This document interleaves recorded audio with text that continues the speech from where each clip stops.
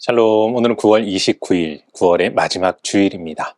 오늘 예배를 통해 하나님의 은혜 가운데 9월 한 달도 잘 마무리하시고 새로운 한 주 살아갈 힘과 지혜를 얻는 시간 되시길 소망합니다. 오늘 우리가 함께 읽을 말씀은 마태복음 19장에서 20장까지입니다. 오늘 말씀은 갈릴리를 떠나 유대 지방에서 사역하시는 예수님의 모습을 나타내고 있습니다.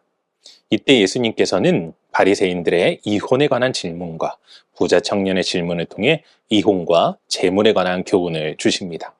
이후 천국에 관한 가르침으로 포도원 품꾼 비유를 가르치시고 십자가 순환을 예언하시죠.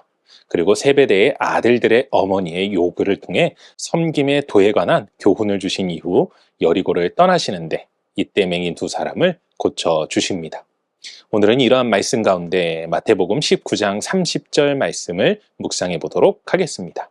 마태복음 19장 30절 함께 읽겠습니다.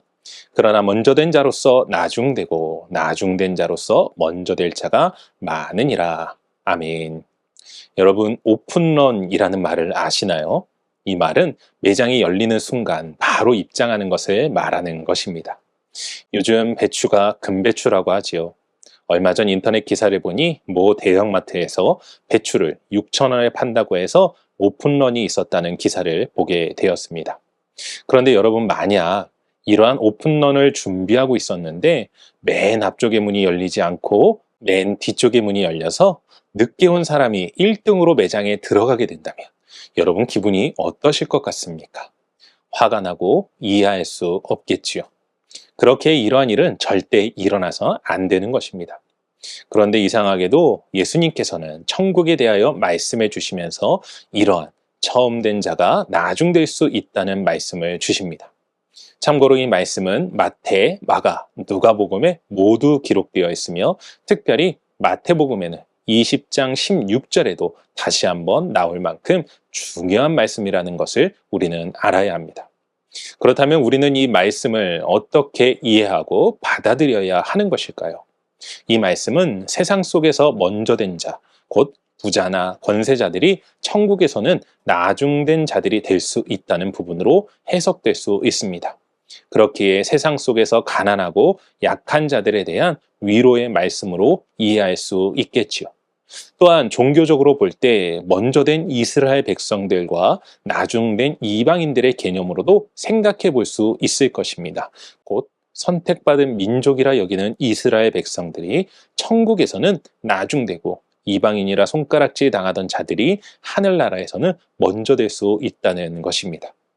어떠한 해석이건 여기서 우리가 기억해야 할 것은 우리는 결코 먼저 된 자로서 나중되는 일이 없어야 한다는 것입니다.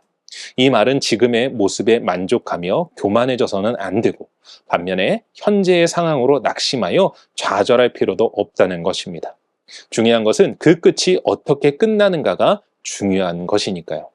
사랑하는 성도 여러분, 우리가 지금 먼저 된 자의 자리에 있건 나중된 자리에 있건 끝까지 최선을 다하여 모두가 하나님 앞에 먼저 된 자들이 되시길 소망합니다.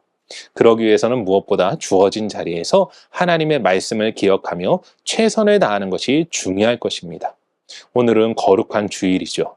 그렇기에 오늘 예배 가운데 여러분 모두가 하나님의 은혜를 충만히 받아 먼저 된 자의 자리를 차지하는 거룩한 욕심을 가지고 나아가시길 소망합니다.